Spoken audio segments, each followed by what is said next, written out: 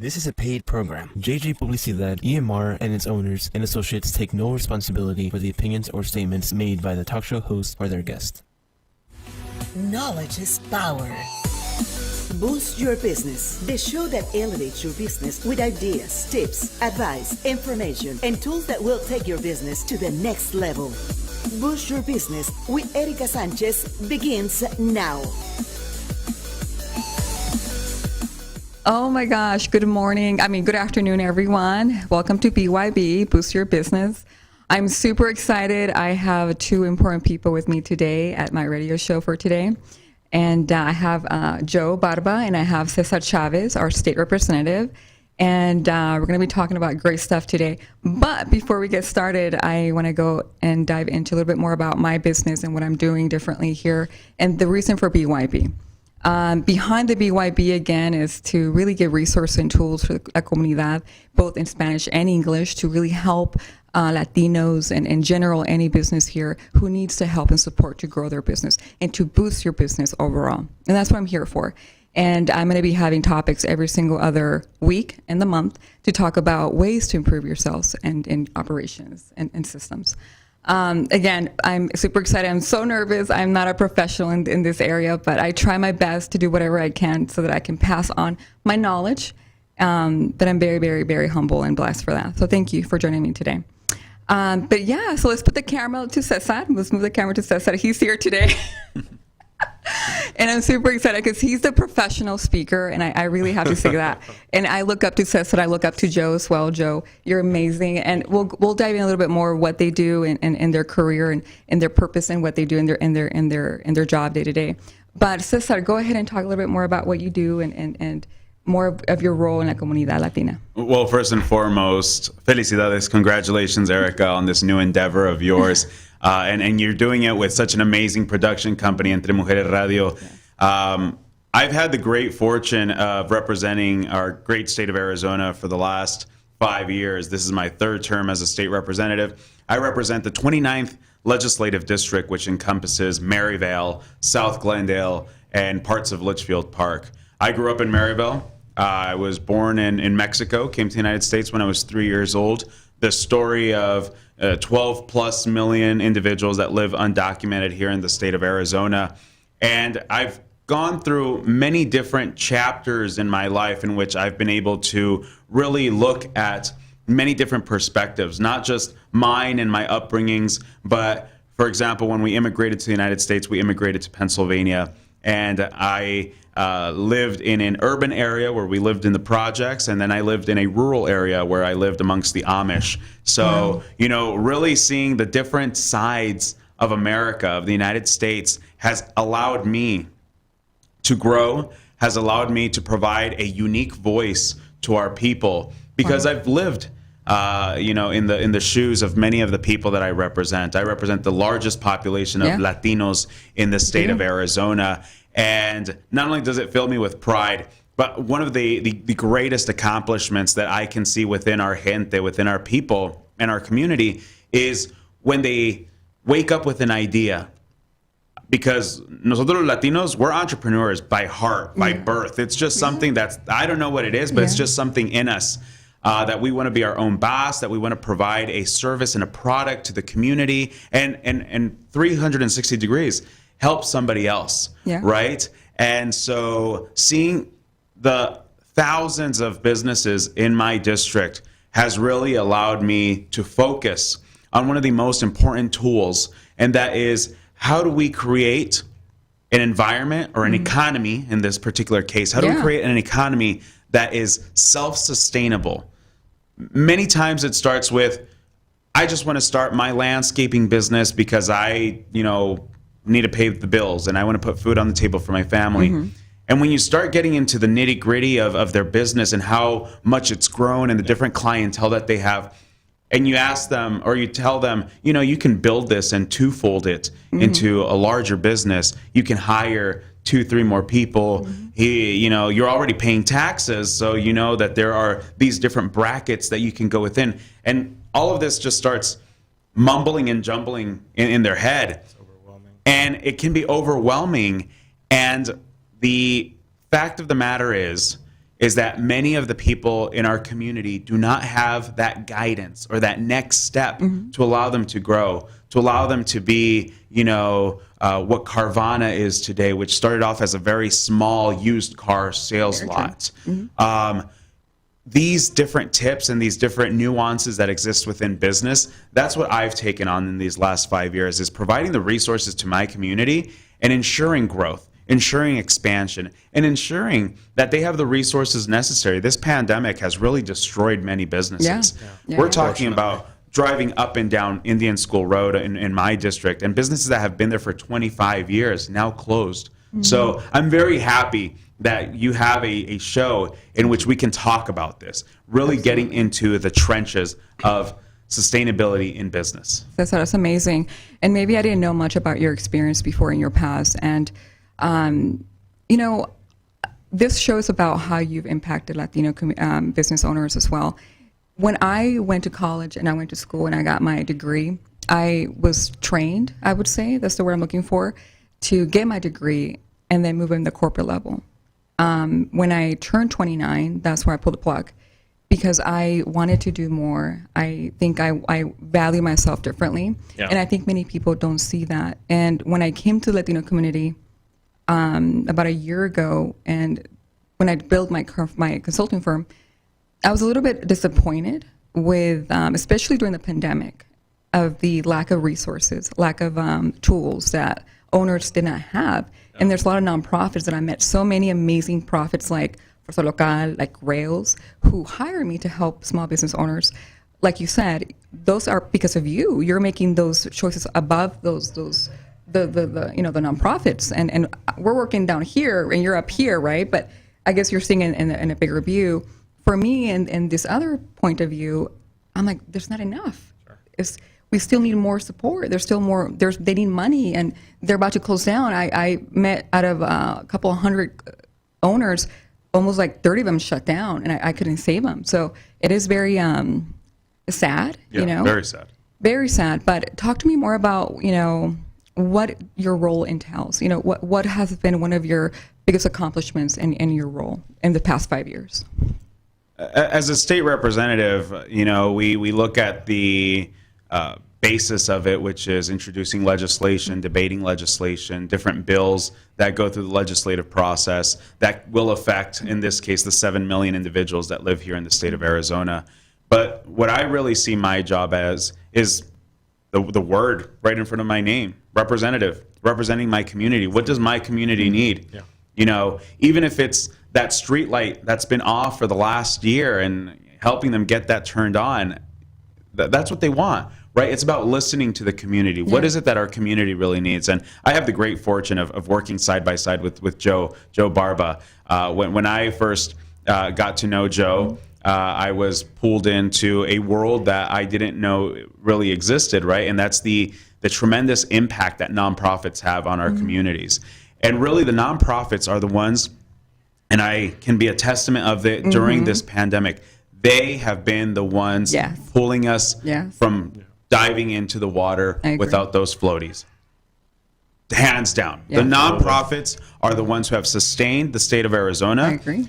During this last year. And, you have small nonprofits to larger nonprofits such as Goodwill, such as Chicanos por la Causa, Equality Health. I partnered up with many of them during this pandemic, whether it was to provide COVID testing in my district, whether it's to provide small business loans, you name it, right? Because that's what I've heard from my community. Right. When my community says, we need X, Y, and Z, it's my job to find those resources and bring them back to my neighborhoods. That's what my job entails. Besides the many people think it's a very glamorous job. It's not. It's a lot of headaches. It's a lot of debating. It's a lot of defending the rights of our community, the Latino community, the LGBT plus community, women, people of color, you name it. It's a lot of, pushing back on bad legislation. But I think the most rewarding part of it is the work that Joe and I do in our community. And that's knocking on those doors, listening to our community, and, taking down those notes and awesome. delivering. That's Delivering. And our community, they want jobs, they want good health care, and a high quality education for their kids. That's all they ask for. And it's our job that we have to deliver. And thank you, Cesar. I think you're doing a great job, and I admire you so much in many different ways. But that goes to you, Joe. Yeah. I mean, you work for Goodwill, correct? I do. So talk to me more about what you do there and your role in Goodwill, and how long you've been there, and what have been your recent projects? So I have been with the organization for about 7 years, and it's maybe one of the largest nonprofits here in the state of Arizona. They're all across, from all right? across. Yeah, we have over 100 retail stores. So a lot of people know about what we do, but they don't necessarily know why we do it. Right? They know about our retail stores. Yeah, people hear Goodwill, they think of the retail store. Right. I mean, my mother-in-law still to this day thinks that I put clothes on a rack, and nothing is wrong with it. I've never told her otherwise. But I work more directly with our community, so focusing on partnerships with schools, churches, nonprofits, and different organizations. That's amazing. Helping bridge the gap between them and the positive impact that they're making in our communities every single day. So very fortunate to have that because it's a win-win, right? Like I go home and I tell my team, hey, if there's ever a job that you can have that's going to make you feel good when you go home, it's this one. Because not only are you helping our organization, but you're helping thousands of organizations out there in the community as well help drive their mission. So that's what I do full time. But and I also am a good friend of Cesar, and also help manage his campaign. And I to his point earlier, we are knocking on doors, and it is pretty amazing to see. Just when he's talking to individuals at the doors, and they're like, hey, before you came along, there wasn't really anybody talking to us. Yeah. And so going back to the whole representation point, that's important, right? Because you first need to know what the problem is. Yeah.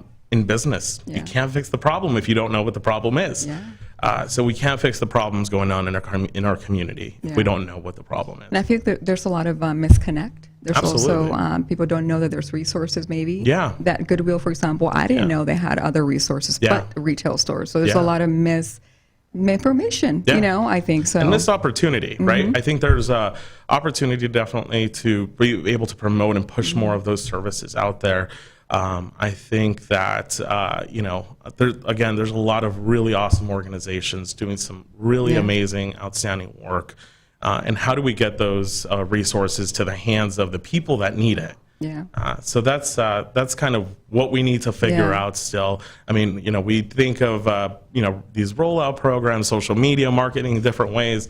Sometimes it's more grassroots than that, maybe. So. Yeah, I agree. I feel like I have a team, marketing as well, that we do a lot of marketing, social media for other owners, but I don't think that's always the answer. I feel like sometimes there's more like, there has to be more with the community, more networking, a lot of organic way of communicating with people, I would say. But amazing. Thank you, Joe. Yeah, I think you're doing a great job. absolutely. And I met you recently, like what, 3-4 months ago? 3-4 months ago. I met you guys both, Yeah. and we became friends. And I love the way you think. Yeah. You guys are so smart. Thank you. And I'm, Thank you. yeah. You're giving us too much credit. No, I really mean that. I really do, because sometimes, you meet people and you want to make sure that you have a great feeling that this person who is your representative, but also a director or someone in that role, really cares about la comunidad, and that you get that feeling that Genuine. there's a lot genuinely, yeah. So you meet so many people now these days, and you don't know if their they intentions. really care, and you guys really care, and you guys in it here to win it for la comunidad, and Well, real recognizes real, Erica. So the same feeling goes towards Thank you. And we Thanks a really, I think what you're doing here is great. Thank you for having Yes. myself and Cesar on here today. Thank you. Yeah, this is I want to ask you, Cesar, what motivates you? What drives you? Every morning when you wake up, what does your typical day look like for Cesar Chavez? That way people know about you. Yeah. What motivates me is knowing that there is a need every single day. Knowing that there is a single mother that just got evicted and now is looking for housing for her and her children, and having to pick up that phone and being able to find her that housing. That drives me to do my job every single day. Knowing that, the carniceria down the street from where I live is struggling because the majority of their customers pay with EBT cards, and their classification isn't matching their business type, so they're losing out on a lot of revenue. Being able to call up the director and ask for that to get expedited, and the business owner being very happy. That's what motivates me. Seeing that the promises that are being made on the campaign trail are being delivered. Once again, delivery. That's what it's all about. It's about educating myself every single day. Joe and I talk about this, of how if we do not learn something new today, we have failed. Yeah. We just threw away 24 hours. And so constantly learning and being able to take that knowledge and that experience back into your community, mentoring, young individuals, young entrepreneurs, people who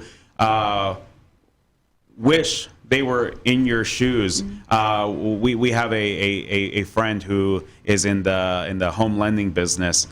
His name is Eddie, and I think one of the quotes that he posted the other day was, help somebody the way you wish that you had been helped when you were younger. Yeah. And so I look back, my mentor, who was also a state representative and an attorney, Mr. Ben Miranda, may he rest in peace, constantly would hound me on why it's so important to give back to our community. And I'd be like, sí, ya te escuché, right? Because I was a young 18, 19, 20-year-old. And now that I'm in my position, now that I run my own business, and that, I'm now the adult, right? And I have people looking up to me. I have to be that example. My days can fluctuate. Yeah. I do wake up at 5 in the morning, or at least I attempt to wake up at 5 in the morning to get to the gym and work out. I'm in the office by 8 in the morning, whether it's taking calls, meeting with people, grabbing coffee with people, listening to people. That's back to back to back to back. Usually on 1 or 2 days, I have committee meetings. I sit on the Judiciary Committee. So that committee will have the legislation for like criminal justice reform. It'll have bills on how do we defeat homelessness, things of that nature. And I also sit on the Appropriations Committee. So the $12 billion that the state produces in revenue, my job in that committee is to advocate for where those dollars are going to go. Wow. So dollars for small businesses, dollars for education, dollars for healthcare, dollars for infrastructure. It's a committee of, I think it's 13 of us, both Republicans and Democrats, and we just debate of where those dollars are going to go. Sometimes they're going through to things that we feel are irresponsible. That's the nature of politics. But in all, I think that our job, whether you're a Republican or a Democrat or an independent, our job is to ensure the well-being of the constituents of the state of Arizona. Awesome. Thank you.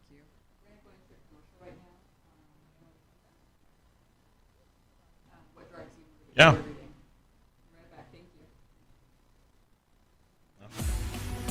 Don't take off just yet. We have a lot more to share. We will be back in 3, 2, 1.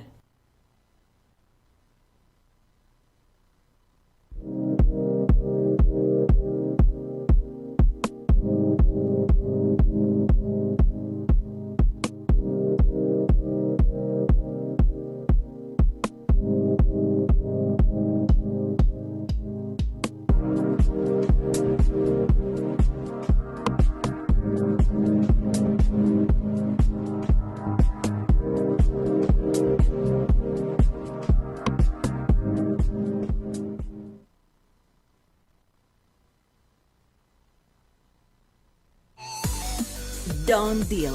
This is Boost Your Business with Erika Sanchez. We're going to jump all over him. Okay. Welcome back. Welcome to BYB. Thank you so much. We were just talking to Cesar about his typical day, and it's a big responsibility what you have. I think that could be very stressful.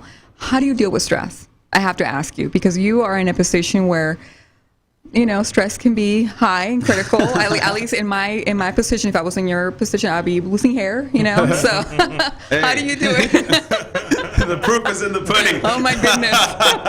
But you know what's so funny? Obama, when he got into office, he had no gray hair. No, you looked good. He looked very young. And then 4 years later, I saw a lot of gray hair. I'm like, oh my goodness. But Experience. hopefully it's not going to happen to you. Experience. Yeah, every gray hair is an amount of experience.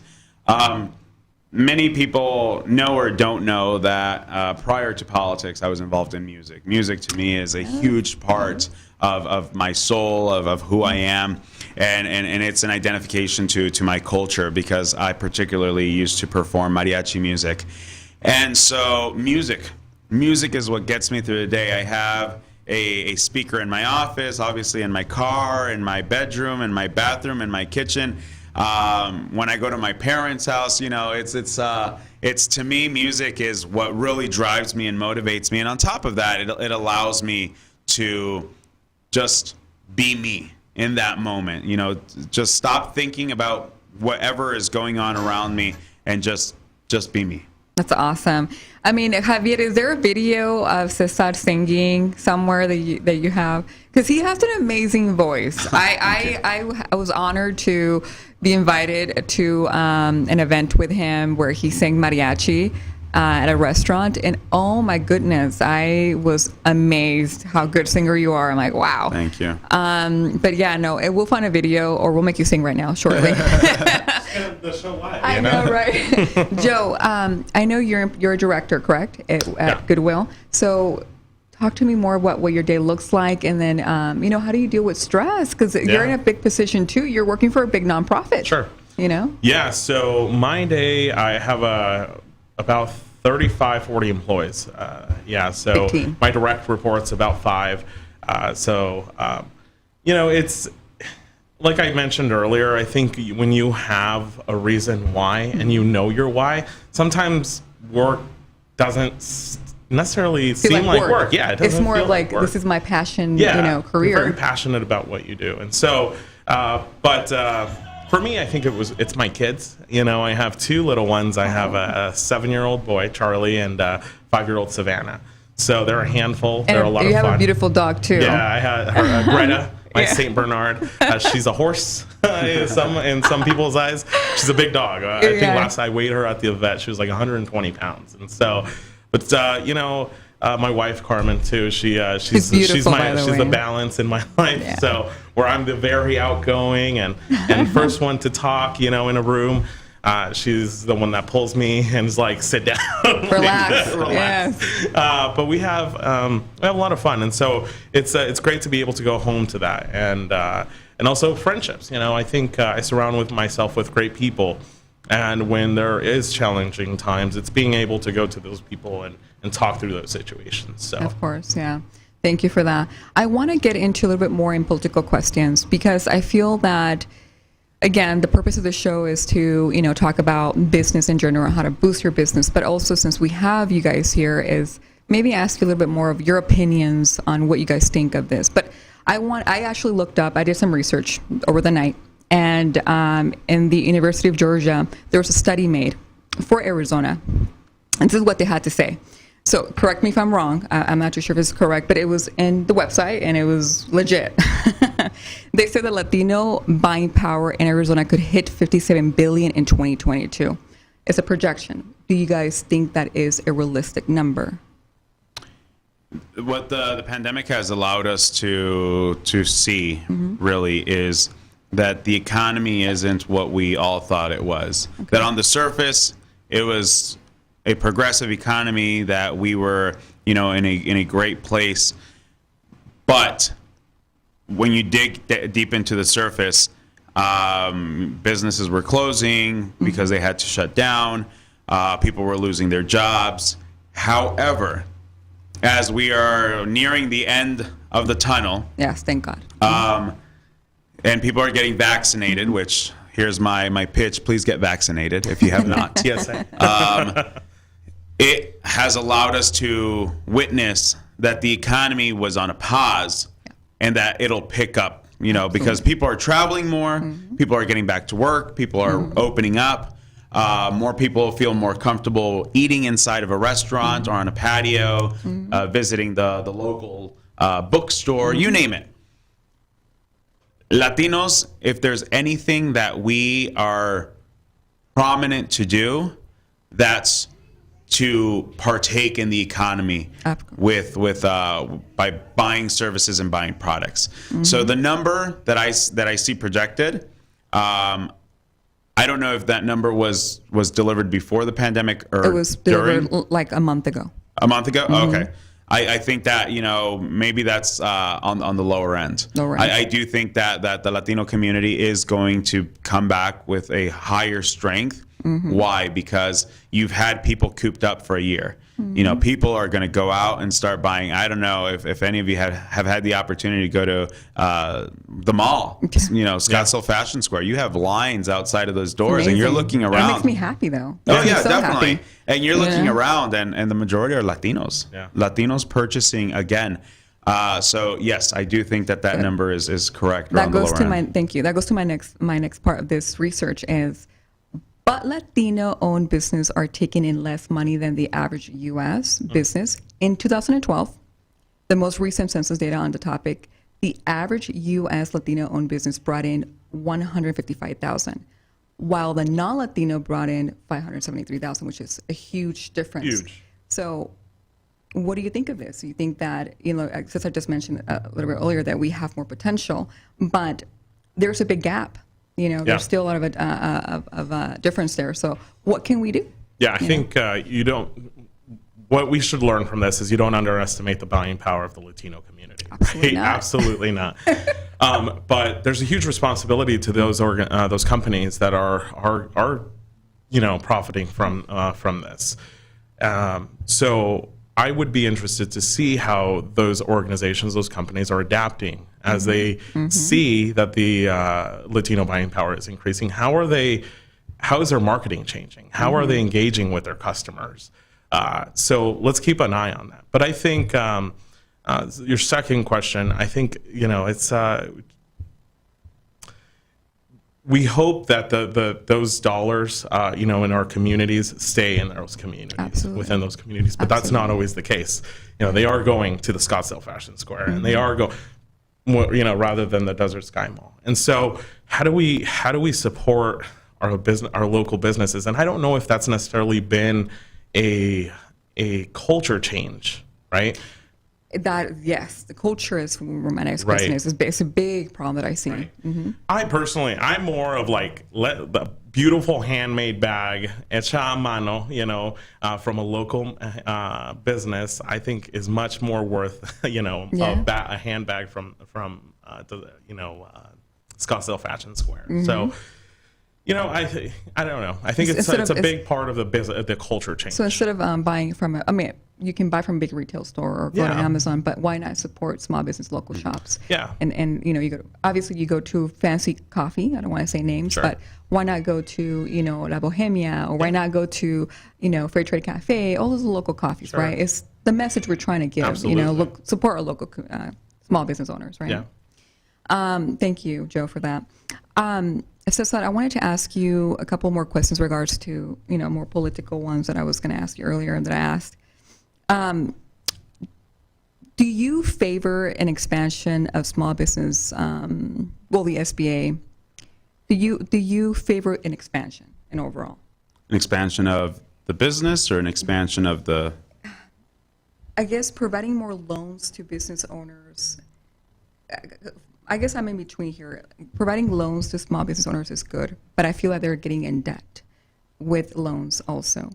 I think that grants is a good option, but do you approve the expansion of providing more loans to small business owners when maybe they don't have the resources to get guidance on how to use the money, because then they're getting in more trouble? Right.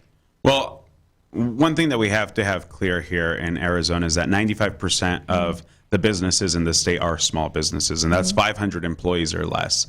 The Amazons of the world, the Walmarts, the Targets, you name it, they're necessary for the evolution of a capitalistic economy. But in all reality, the movers and shakers of our economy are the small businesses.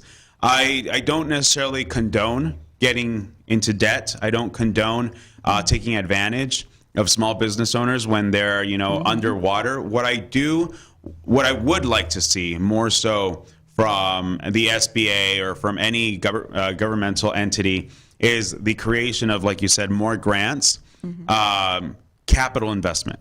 That's what I'd like to see more of, is that the dollars that are up here, that they get brought into the small business ideas and allow those to grow.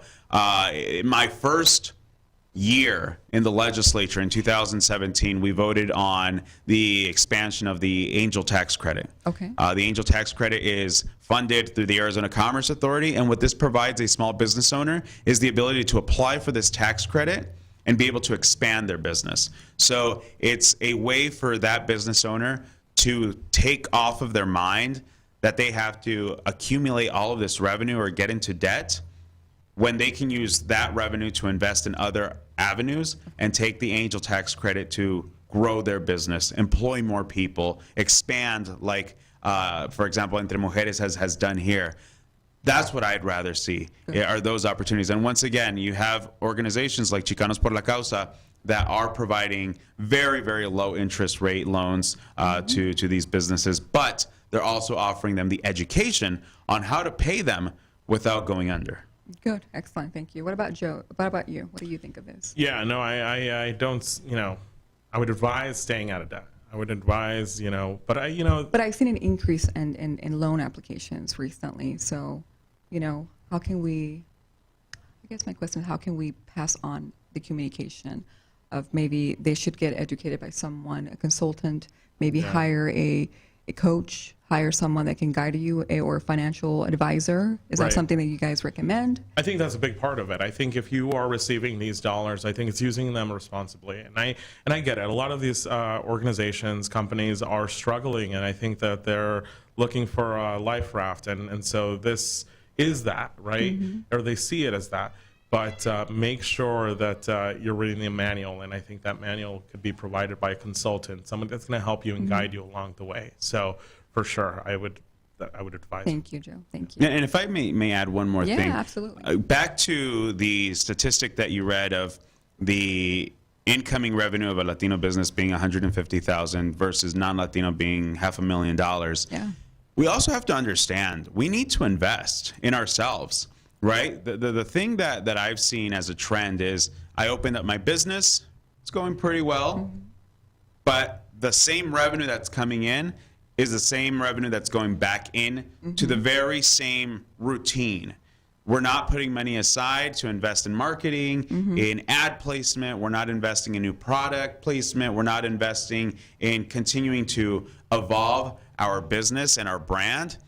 And that's where a lot of our Latino businesses stay behind. So whereas you do have a small mom and pop shop cafe, but when you have the big name brand that's taking on your idea and rebranding it and making it something like, oh my God, I mean, it's like Starbucks, right? When I was in high school, if you drank Starbucks, you were the cool kid. No, I agree. I You were the remember cool this. kid.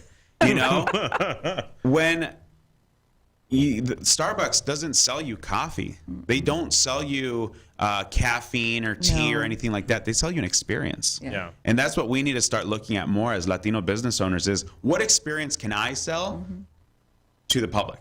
Right. And reinvest in it over and over and over again with different avenues. Yeah, with the Latino community, I feel that how do we train them? There are a lot of culture barriers still that I've encountered myself. What do you guys suggest? What can we do different? What can you do different to educate Latinos, business owners, to look at it in that way? Because they're not. They're close-minded. Many of them are very close-minded, and they're very focused on, I have money, I'm going to put it in my savings, I'm not going to touch it. Instead of finding ways to, like you mentioned earlier, what can we do to help them grow? You know, Cesar brought up a really important point, and it's that self-development. I think that I think about my parents. I think about my dad and how he started his company, but he never developed himself to say, okay, well, now, if we're doing construction and we're building this, how can we expand to bring on more people, more trucks, more equipment, and how can I invest in myself? That wasn't part of that was never part of the conversation. It was like, let's just do what we can. And sometimes that's good enough. But the potential for building something, and a lot of the times the really most unfortunate thing is that we have something really like a gem that we should be sharing with the world. Our businesses are those gems that I would love to see a Bohemia. Shout out to Alejandro. In New York, and I'm sure as we and I think now we're going into a culture where that's possible. We're looking at the horizon and we're looking at expanding. But it starts with that self-development and improving on ourselves and back to the culture. Yeah. It's funny. I grew up on next to the Bohemia. I have to share a story very quickly. We're Alejandro, right? I've been in his 2 locations 3 times already. And I grew up literally just behind his shop. Oh, wow. That's where I grew up when I was younger. And it was not a very good area many years ago, but now I see that there's the strip bar used to be there is completely gone. I was very happy. I took my mom and my stepfather. I'm like, you guys have to see how it has improved. Yeah. And then I took them into the Bohemia to meet Alejandro, and we had a coffee and una concha. It's amazing. You have to go try his coffee. The lattes are amazing. But for me, it was very amazing to see improvement into the comunidad, because I've been out of the game. I've been in corporate America for many years. So coming outside of the corporate world to go into the comunidad, I'm like, wow, what have I been missing? Right. Oh my goodness. And then when I go in to knock on business doors and I help them, they lack in so many areas because they don't know. And I'm like, oh my goodness, I have the answer. Listen to me. Give me 5 minutes. I can give you an answer. But sometimes I go back to what we were talking about is how can I help them if they don't really want to take that feedback? Some of them don't. They can afford it. They can hire me, or they can hire or franchise their business, or they can't do any of those things because they don't have the capital to do that. Or sometimes they feel like it's too much for them to handle. Yeah. So my next question would be, are you in favor of tax credits for individuals starting a new business in the U.S.? I'm in favor of a tax credit that gives a stronger ROI, or stronger return of investment, for the sake of providing tax credits. And then it all depends on how that credit is developed. Does it fall back on the taxpayer? Does it fall, like, who's responsible for it when the business goes under, or the business is misguided? They can be very successful tools, but they can also be very dangerous tools. That's the part where I say I'm very fiscally responsible when it comes to using government money, when it comes to using your taxpayer dollars, is ensuring that our return of investment as a taxpayer, and that ROI is a higher revenue within our state, is ensuring that is double folded, that it's triple folded, that we are seeing that ROI. But I do believe that tax credits can provide that person with the idea, the ability to build, construct, and develop a strong foundation for their business. Awesome, thank you. I'm not sure if you've seen, I'm not sure if in Goodwill they have this, but when someone joins a company or they work for a business, they usually ask for non-compete and non-disclosure. And I think that's great because you're protecting your business ideas and tactics. But is that preventing entrepreneurs to go out and launch their own business? Would you be in favor of maybe eliminating the non-competes for that way it doesn't prevent individuals from starting their business, which maybe they can do it better. Who knows, right? I think we need to entice people to think outside of the box. Okay. When businesses make individuals sign non-competes, I understand it. The part that I understand is when you as a business owner have developed a secret. For example, let's say you have you started Kentucky Fried Chicken, right? Mm-hmm. And your secret and why you're so successful are the ingredients. Mm-hmm. Those I understand should not be used and taken outside of your business that you've created, that you've invested, that you've poured blood, sweat, and tears into. I don't believe that Joe should not be allowed to build his own Pollo Loco, right? To build out of a KFC, build the idea of a Pollo Loco. Right. I don't think that's competing. Mm-hmm. Competition to me has never been anything that's kept me up at night. I believe that of course not. there's an opportunity for everybody. Right. It's about how hard you want to work for it. So non-competes, I understand them. How legally binding they are depends on each state. But I think Arizona does a great job in terms of providing that person the opportunity to get involved in the free market without infringing on the rights of the business that you were employed by. Of course. Now, so you have a business yourself, right? You're also a business owner. Yes. What is your business firm? So I do consulting. My passion is commercial trade. My passion is international trade. When the United States, Mexico, and Canada were working on the renegotiation of what was NAFTA and now is USMCA, the United States-Mexico-Canada Agreement, I got really involved. I'm also the vice president of the National Hispanic Caucus of State Legislators. Oh my God. And that's where I was able to come to the table, give my input and my ideas to ensure that all three countries have the opportunity to fulfill their populations. So one of the issues that we saw with NAFTA was it allowed industries to really flow and really grow like never before seen in an economy that, if you look at the Clinton era and not so much George Bush Jr., but then into the Obama era, we really saw a huge increase in our revenues, a huge increase in businesses growing at faster rates than we've ever seen in the history of this country. But we also saw other countries like Canada and like Mexico create a middle class. And that, as a country that has had a middle class, that has seen it grown, that has seen it prosper, that's our job. Our job is to help and promote that. Because, and I won't get too far into this, but when we talk about migration, right, as an immigrant, the reason why people migrate is because there are no opportunities in their home state or their home country. People don't migrate por gusto. No, they don't migrate because they want to. It's a sacrifice leaving behind your culture and your identification. What NAFTA allowed was it allowed for these economies to grow. And so with USMCA, I wanted to ensure that labor practice rights were being implemented. So I brought the unions to the table. I brought AFL-CIO to the table. I brought the ability for higher wages, not just across the board, but bringing also a parity or closer of a parity for women to get paid equally to men. I mean, I find it dumbfounding that a woman that goes to college or has a certain set of skills the same or even higher than that of their male counterpart isn't getting paid at par or higher than that person. So there are a lot of inequities in business.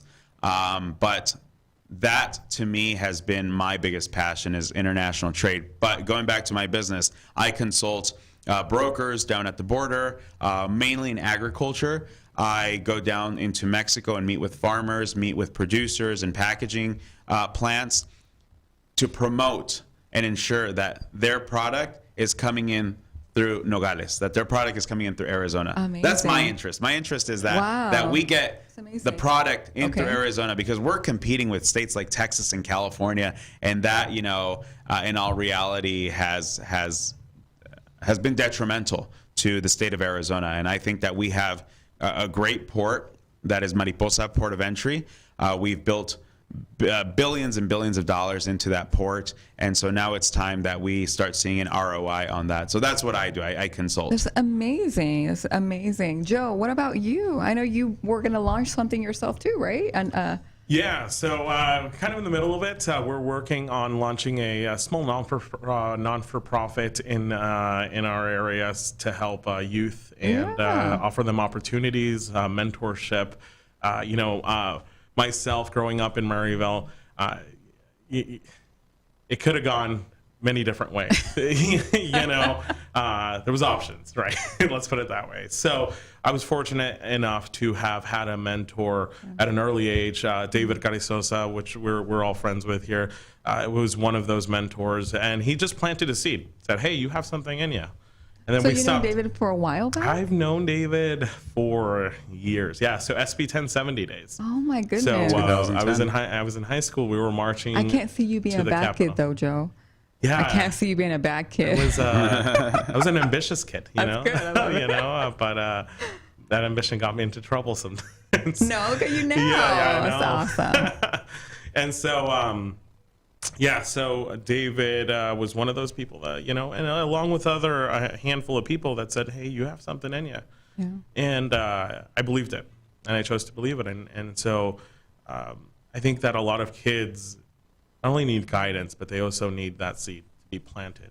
And so I hope to eventually launch a nonprofit that's going to plant that seed in kids and expose them to different things. Because when I was growing up, going to the Olive Garden was the nicest thing that ever could happen, right? Yeah. Like, you dress up to go to the Olive Garden. And, Absolutely.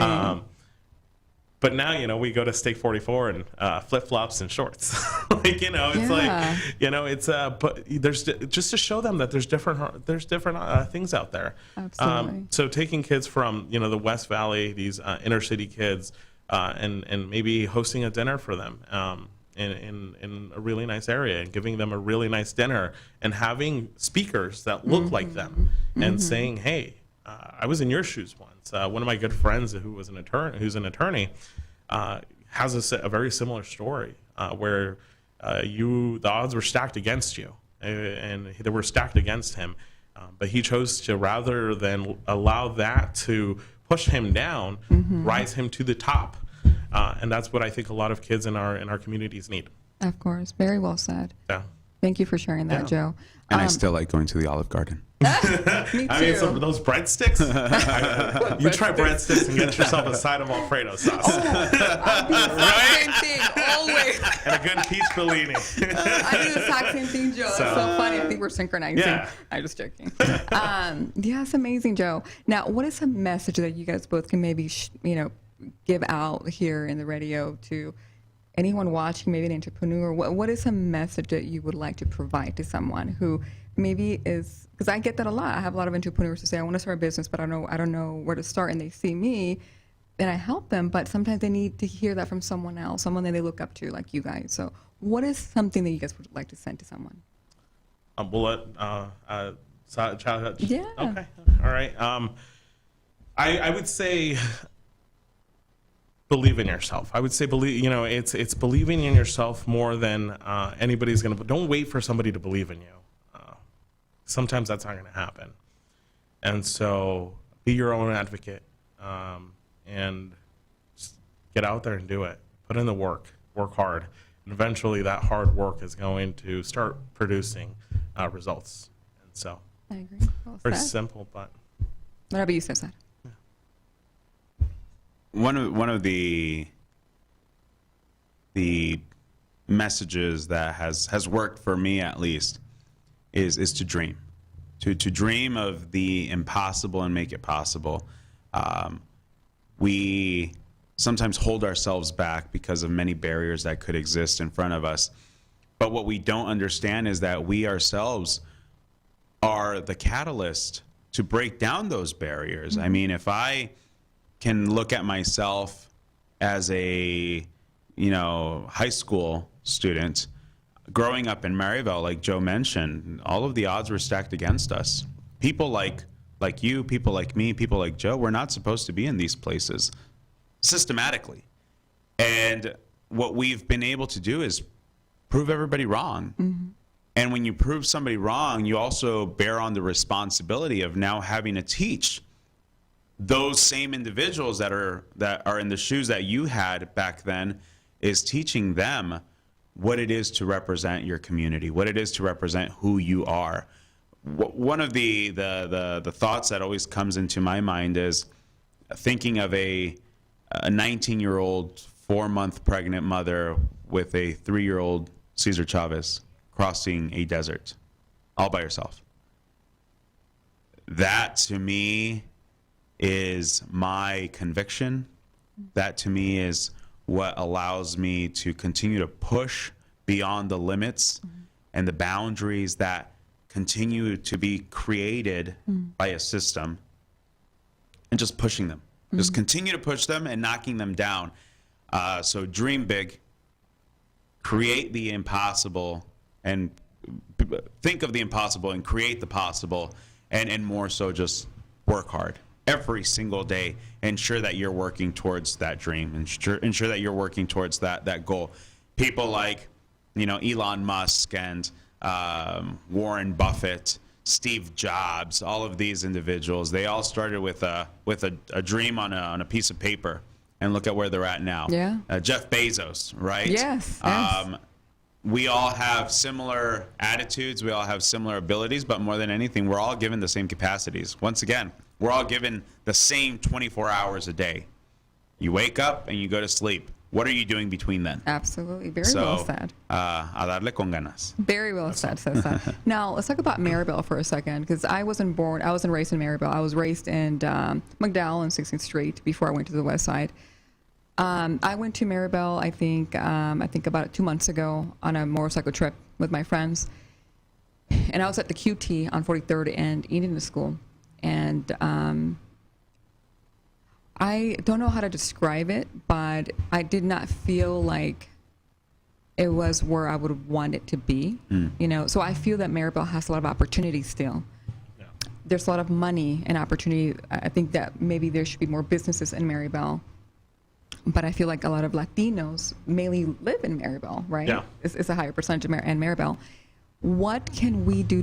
What can we do as a community to really start making a momentum in Maryville, especially? Because I go there often now, but I feel like there's a lot of gaps in Maryville more than anything, because there's more Latinos there.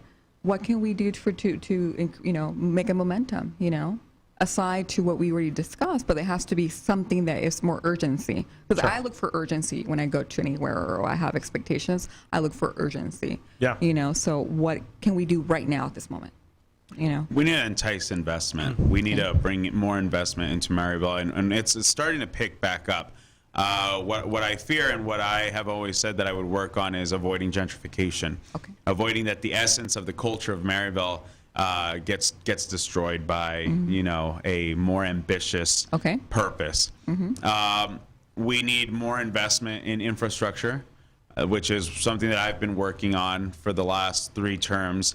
I'm very happy to say that we've brought over 1,500 jobs to the West Valley. Oh my goodness! So allowing people to live, work, and play in their community rather than driving out to Tempe, driving out to Scottsdale or South Phoenix for the warehouses provides them a sense to come back home at an early enough time to prepare supper for their family, to take them out to the park. And we on our own, as community members, we start seeing those gaps and we start filling in those gaps, whether it's through advocacy with their state representative or their senator, whether it's, reaching out to local businesses and saying, hey, we should be promoting businesses up and down Camelback Road or McDowell.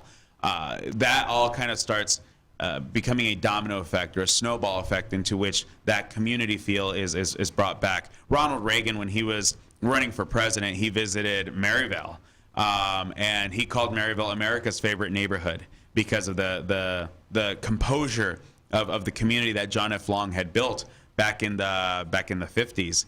And so and Joe has heard this over and over again, that my legacy or my dream is to bring back America's favorite neighborhood, and that's to bring it to its highest potential, to its greatest investment, and more so investing in our community members. We have such bright minds and such entrepreneurial strength in our community that we need to start investing in that. That's awesome. Thank you for that. What's next for you, Cesar? In the next couple of 3 to 5 years, what's your plan? What are you going to be doing next, aside to what you do now? In terms of what I've been doing, I think that's just what I will continue to do, but continue to add more and more resources, continue to add a much more broader base. I over the last 5 years have been visiting many corners of the state of Arizona and visiting tribal lands and other communities, going down to the border and visiting those businesses down there. The investment that needs to be made into these communities is so huge, and there's a dire need to be able to bring broadband to the rural areas, to the native lands. When you have a child that lives on the Navajo reservation and has to get on a bus at 4 a.m. to get to school by 7, that's unconscionable. That should not exist in the United States of America. And so the need on every different setting in Arizona is such need.